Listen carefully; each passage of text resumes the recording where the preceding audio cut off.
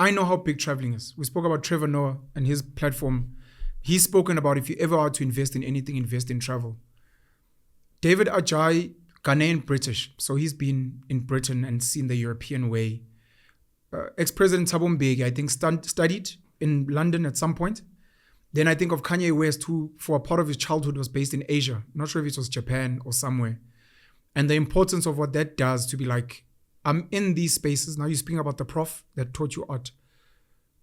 I've been in these spaces. I've met these people that are meant to be so great. The Egyptians and the Chinese and the Koreans and the Germans. And exactly. I'm like, never mind a lot of things, but I'm doper than all of them. Sure. I had a conversation with my son. I'm sorry to deviate. I had a conversation with my son, Nkunz Malanga. He's my firstborn. He's 13.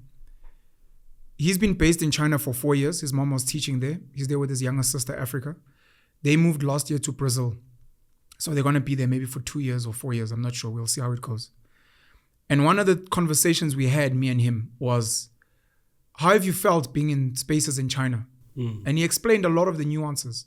It was cool when we got there. Some of the spaces we're in, they're not used to black people, so they touch our hair. They'd want to take selfies. After a while, it got annoying. It's like, leave my hair alone. Sure. No one goes around touching your hair. The other thing, I was like, do you realize that you're smart there? And he's like, yeah, I was top of my class. I'm like, more than the Chinese kids. It's like, yeah. And I'm like, most of them are not smart. He's like, sure. I'm like, most people don't know that. Sure. And you're going to travel the world because you're in Brazil now and you're probably going to be top of your class. And people are going to say things like, it's because he studied in China. Sure. No, and I'm like, it's not that. Exactly. I need you to know, because I didn't study in China. I didn't study in Brazil. Yeah. I want you to know that your father's fucking dope. And I want you to know that you're fucking dope. Exactly. And everywhere you go, if people are going to be like, oh, it's because he went to Hilton. No, it's because he was at Bishop's. It's like, no, it's because I'm just fucking dope. Don't put that on me. Yeah. The exposure of overseas travel and whatever you experience and seeing the people that are like you or less than you. And you're like, I know kids back at home that would fucking run circles around you. And then what Kanye has done, because I know he had a platform for black creatives. I think there's a video on YouTube. The idea of, we keep having Black History Month in February. We keep speaking about Dr. Martin Luther King Jr., Marcus Garvey, Malcolm X. We're not speaking about a black future. Sure. We're not speaking about a black future. And at some point, stop telling me about history and slavery, because it's like you want me to be in prison there. And I'm telling you, I've got dope ideas for the future. Why don't you want to ask me about that? Sure. So I can't help but think about Kanye in this instance. We can speak now consciousness, spirituality, and the history, I guess, of the design you speak about. Okay, consciousness and spirituality. So I think the biggest lesson that I learned from my research, so I was trying to understand how people survived in the past, right? And again, this thing led me to the same kind of conclusions we're discussing now about what we've achieved as African people.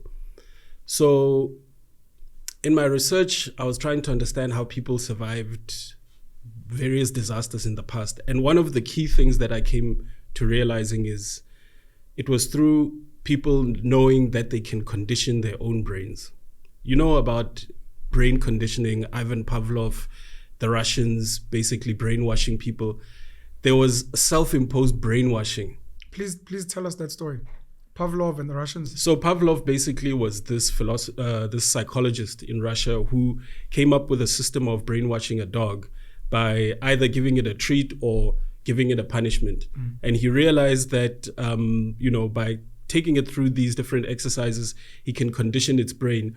But then one day, one of these dogs, as he was traveling with them, there was a car accident and it fell inside the river.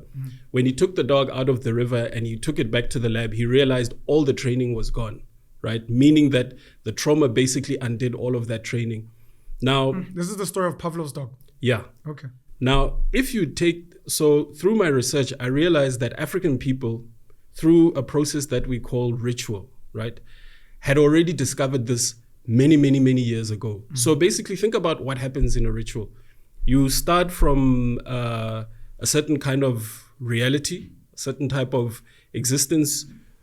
You are still nkwenkwe, right? That's what they call it. Small boy. Small boy. Yeah. Then you go through a process. What does that process usually involve? involves some kind of a trauma, Yeah. right? You have to go through some kind of a trauma so that you can transition to become indod. Amen. Right. So this is in the Xhosa culture for people that don't know. Yeah. Where they go through initiation, which normally involves circumcision, that rite of passage to becoming a man. Exactly. Oluga, and to go to Entabin. So now what I discovered was that actually that methodology or that process was something that people were doing in order to survive all kinds of things in existence. So say, for instance, you're living in a place where there's a drought and you need to shift, you need to change. People would induce pain within themselves to get rid of their past conditioning in order to adapt into new circumstances, right? And this is the foundation of African spirituality. So how it works is that think about the whole world as something that's constantly shifting and changing, the climate, the environment, all of that. In order for you to survive, you have to be able to maneuver and manipulate and change according to those rhythms and those movements. People who managed to do that and survive were people who managed to recognize that you can unbrainwash yourself. Think about what that means today. If you can unbrainwash yourself, if you can brainwash yourself towards the right thing, Sure. if you can break your conditioning, you've got a very limited conditioning. This is what I was talking to you about when I was telling you about my dad and his comrades and how they could suddenly wake up from this thing, this brainwashing that they were going through all those years, which was apartheid, believing that in actual fact they are inferior. So this thing, Penuel, is connected a lot to me in relation to what we call conservative and liberal, right?